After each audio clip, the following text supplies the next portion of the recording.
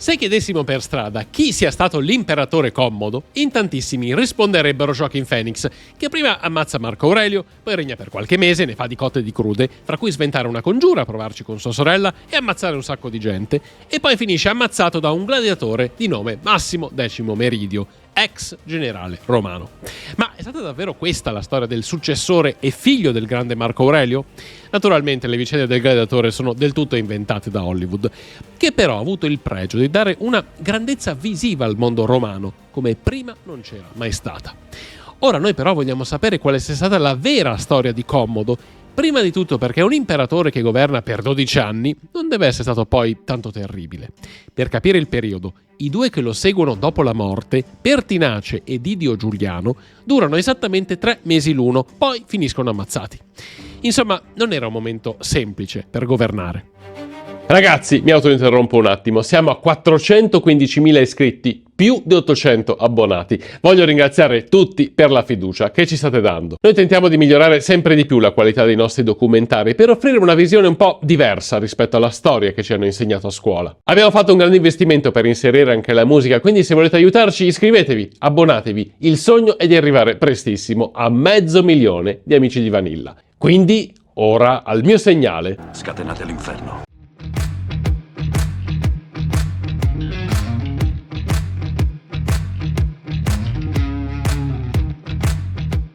Partiamo da una considerazione imprescindibile. Conosciamo le gesta di Commodo soprattutto grazie a Cassio Dione, che è sì uno storico romano, ma soprattutto è un senatore ed è uno fra i congiurati che poi lo fanno ammazzare. È come se per leggere la storia di Giulio Cesare potessimo leggere quasi solo le memorie di Bruto, o se Putin lo descrivesse Zelensky, o Israele fosse narrata dai gerarchi di Hamas. Sarebbe una visione un po' parziale.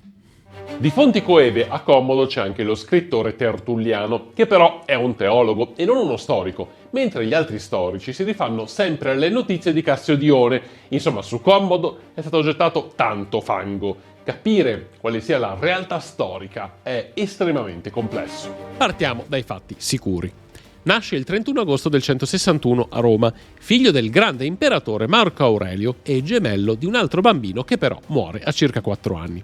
È un ragazzo bello e prestante, l'ideale della bellezza romana. Ha folti ricci, una barba folta e un fisico imponente. L'unico difetto sono gli occhi un po' sporgenti, che peraltro si vedono anche nelle sue statue. Nel 166 viene nominato Cesare insieme all'altro fratello, Marco, ma questi muore nel 169. A Marco Aurelio rimane solo un figlio maschio adulto e lo tratta con i guanti. Commodo è un princeps tipico del suo periodo, ma Marco Aurelio fa qualcosa che aveva fatto solo Vespasiano prima di lui con il figlio Tito. Associa al potere Commodo per lasciargli in eredità l'impero. Dopo i secoli del Medioevo e dell'età moderna, ma anche di recente con la monarchia inglese e tante altre, a noi questa cosa può sembrare scontata, ma all'epoca non lo era. Di solito l'imperatore sceglieva un proprio successore fra le persone degne e adatte a tale carica, mentre Marco Aurelio spezza la tradizione degli imperatori adottivi e nomina Commodo imperator, quindi comandante militare nel 176, e Augusto, quindi sovrano, nel 177, e poi addirittura console, sempre nel 177, a soli 15 anni. Marco Aurelio spezza la tradizione, ma non sapremo mai perché lo abbia fatto. All'inizio del 180 sia Marco Aurelio sia Commodo sono sulle rive del Danubio, forse a Vindobona, oggi si chiama Vienna, o forse in una città della Serbia. Gli storici non sono concordi, ma siamo sicuri che l'esercito romano stia affrontando Quadi e Marcomanni. Marco Aurelio lì si ammala, probabilmente di peste antonina, che flagella l'impero da una quindicina d'anni e chiama il suo capezzale Commodo per dargli istruzioni. Il ragazzo si avvicina a Marco Aurelio e gli dice di continuare la guerra contro i barbari, ma il ragazzo gli chiede: va bene, ma tu come stai di salute? Insomma, con buona pace di Ridley Scott, secondo le fonti, tutto fa meno che ammazzarlo con le mani al collo. Marco Aurelio muore di malattia il 17 marzo del 180 e il nuovo imperatore diventa Commodo, che però ha solo 18 anni. Il nuovo imperatore fa quello che avevano fatto spesso altri imperatori prima di lui: inizia a dare elargizioni e denaro all'esercito e al popolo. Ed esercito e popolo lo ricompensano con una fiducia incondizionata. Commodo godrà sempre del loro sostegno. Chi gli è contro è il Senato, fra le cui fila si trova proprio quel Cassio Dione che ci racconta la storia dell'imperatore. Per capire in che termini voglia raccontarcelo, lascio parlare lui direttamente. Il soggetto è Marco Aurelio. Solo una cosa gli impedì di essere completamente felice. Dopo aver dato l'educazione migliore possibile al figlio, rimase enormemente deluso da lui. Questa materia deve essere il nostro prossimo argomento, per cui la nostra storia ormai discende da un regno d'oro a uno di ferro e ruggine, come fu per i Romani quel giorno. Per Cassio Dione si passa dall'oro alla ruggine, una metafora, un'allegoria che spiega la considerazione che doveva esserci di Commodo a quell'epoca da parte dei patrizi romani. Il regno di Commodo inizia nel 180. Per prima cosa fa divinizzare il padre, fa erigere in sua memoria la colonna aureliana e forse gli fa anche realizzare la magnifica statua equestre in bronzo, quella che si trova nel Palazzo dei Conservatori, la cui copia campeggia in Campidoglio. La glorificazione del padre naturalmente è funzionale anche a lui perché è porfirogenito, nato nella porpora, quindi erede diretto di un grande imperatore. Ma Commodo non ha nessuna intenzione di seguire le orme del padre, sia in politica estera sia in quella interna. Marco Aurelio gli aveva chiesto di concludere la guerra contro le tribù germaniche, ma Commodo affronta aspetti logistici ed economici di quell'impresa con una maturità importante. Poco gli interessa spingersi oltre il confine del Danubio e mantenere quei territori sotto l'impero romano sarebbe stato costoso e forse anche controproducente. Commodo stringe trattati di alleanza con Quadi e Marcomanni, li assoggetta ad essere tribù clientelari di Roma e lascia ai suoi generali pieno potere per la gestione del territorio di confine con le tribù germaniche. Non si imbarca in battaglie campali, in quei territori le tribù sono tante, agguerrite e forti. Non si può rischiare di perdere tanti uomini nelle battaglie con il rischio di lasciare esposte altre zone e così consolida i confini dell'impero.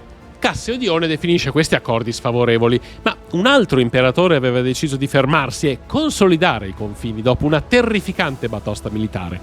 Si chiamava Ottaviano Augusto ed era il 9 d.C. Quella era la battaglia di Teutoburgo e si può dire che Augusto abbia fatto benissimo a fermarsi. Alla fine del 180 Commodo torna a Roma, dove viene accolto come un trionfatore. All'inizio prosegue con la politica di avversione al cristianesimo del padre, ma poi cambia radicalmente il registro. La sua concubina preferita, Marcia, è una fervente cristiana e convince Commodo a cessare qualsiasi tipo di persecuzione.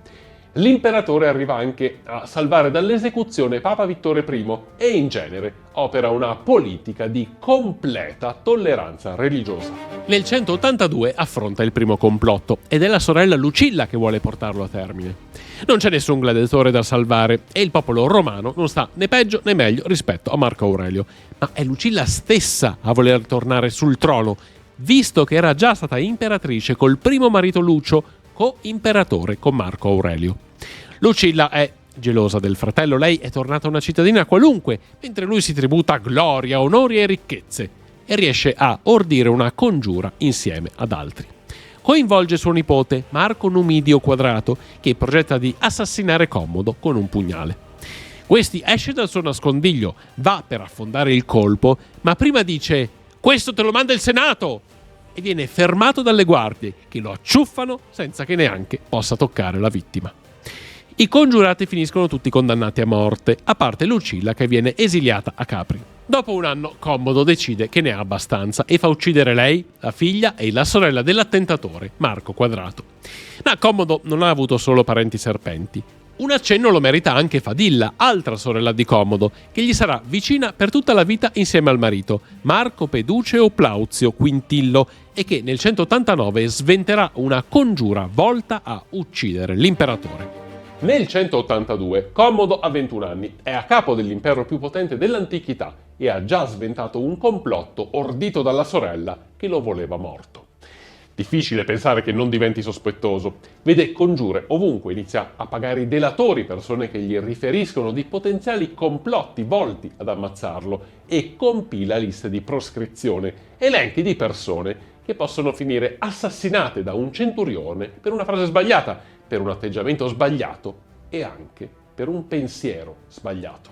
Non governa direttamente l'impero, non ne ha né tempo né voglia, forse neanche le capacità, e la gestione degli affari correnti passa a Tigidio Perenne, che nel 185 ordisce una congiura, anche questa sventata, e finisce condannato a morte. Perenne viene sostituito da Cleandro, un liberto che passa dall'essere l'addetto alla camera da letto a prefetto del pretorio romano. Anche Cleandro fa una brutta fine. Si mette a vendere cariche, gestisce malissimo la res pubblica e quando nel 190 arriva una carestia fa massacrare parte della popolazione in rivolta. Finisce male anche Cleandro, sacrificato da Commodo per non tirare troppo la corda con i romani, giustiziato insieme ad altri liberti. Ma di tutti questi dettagli al popolo o nelle province non arriva praticamente nulla. Commodo è il sovrano che istituisce giochi in continuazione, è un eroe dell'arena perché combatte con i gladiatori e vince, perché ammazza schiere di bestie feroci provenienti dall'Africa, dimentichiamoci pensieri animalisti perché all'epoca non esistevano quasi per nulla, non muove guerre se non per tenere i confini con le tribù germaniche e ha fatto grandi elargizioni. Per qualche anno funziona tutto alla perfezione. L'imperatore partecipa a 735 combattimenti nell'arena, che vince perché agli avversari fa smussare le armi. Grazie a un'infinità di gladiatori sconfitti uccide elefanti, giraffe e struzzi, questi in particolare in gran numero perché si diverte a vederli correre anche dopo la decapitazione. Per la gente comune è tutto tranne che un despota. I suoi denari con il volto laureato girano ovunque nell'impero. Le sue statue in veste da Ercole sono commissionate dai patrizi romani che vivono in tantissime province. Commodo per la gente comune è un eroe greco-romano più che un despota sadico e senza cuore, ma la storiografia ci consegna di lui soltanto la versione più terribile, la versione dell'imperatore che veniva percepita da quel senato che Commodo stesso voleva cambiare del tutto. E Cassiodione segna quando nel 190 un incendio devasta parte di Roma e Commodo la rifonda con il nome di Colonia Commodiana perché ne ha finanziato la ricostruzione. Segna quando cambia il nome al Senato della Fortuna Commodiana. Registra il nome del nuovo esercito, che ovviamente è commodiano, e anche la flotta, Classis Commodiana. Cambia anche i nomi ai mesi dell'anno, che nomina come Amazzonius, Invictus, Felix, Pius, Lucius, Elius, Aurelius, Commodus, Augustus, Ercoleus, Romanus ed Exuperatorius. Registra che l'imperatore ha creato un harem di 300 ragazzi e 300 ragazze con cui Commodo si impegna in avventure intime che oggi ci farebbero sembrare Pornhub, un sito di educande. Cassiodione segna tutte le megalomanie di Commodo, tante devono essere state senz'altro reali, e ci consegna il ritratto di un mostro inviso al Senato, impazzito per il troppo potere, che trascorre le giornate fra giochi gladiatori truccati, sesso con ragazzi e ragazze nella sua reggia e che condanna a morte chiunque per ogni capriccio. Altro che mos maiorum e modeste tanto apprezzata dalle classi ricche romane. Quanto di quel che ci tramanda quel senatore sia vero, non potremo mai saperlo. Mi limito a notare che gli imperatori che erano invisi sia al popolo sia al Senato non duravano certamente 12 anni, ma qui mi fermo perché altrimenti anch'io faccio illazioni fuori luogo. Sia come sia, la vita di Commodo a un certo punto giunge davvero al termine e finisce in modo violento. Siamo nel 192. Lui divorzia da Bruzia Crispina, esiliata con l'accusa di adulterio. Il prefetto del pretorio Quinto Emilio Leto ed Ecletto, il cubicolario di Commodo, cospirano per ucciderlo dopo che si sono opposti a qualche sua stravaganza e sono finiti in una delle liste di proscrizione. A loro si uniscono Marcia, la concubina cristiana che Commodo aveva accontentato ma che era finita a sua volta nelle liste, e ovviamente il nostro storico Cassiodione. Il 31 dicembre del 192 c'è un banchetto. Non è Capodanno per i romani, ma comunque si fa festa che altro che lenticchie e cotechino. E uno dei congiurati riesce ad avvelenargli il vino. Commodo si sente male, raggiunge i bagni e vomita, liberandosi della maggior parte del veleno.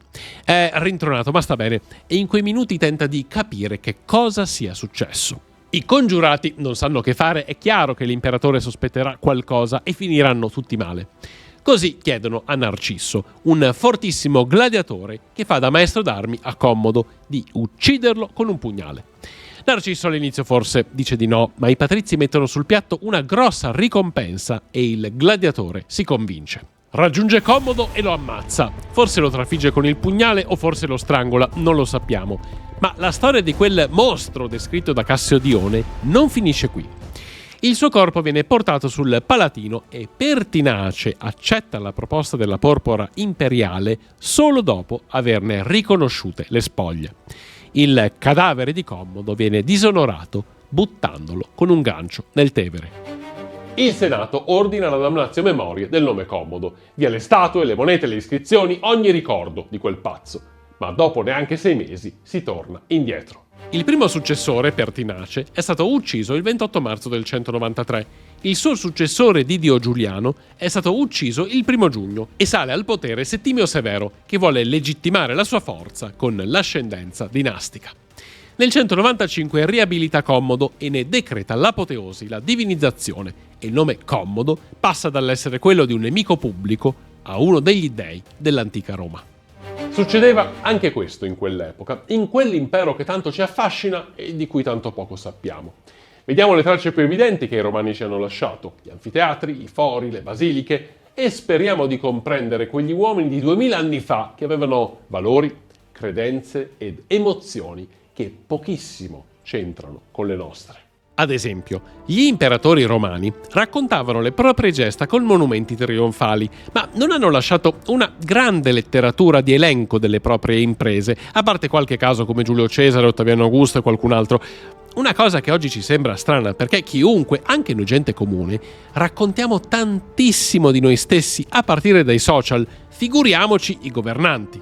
Accontentiamoci di immaginare quel che è stato al di là delle loro parole, al di là di quegli aggettivi che ci hanno lasciato scritti ma che potrebbero fuorviare la nostra comprensione della loro epoca, al di là dell'oro, del ferro e della ruggine.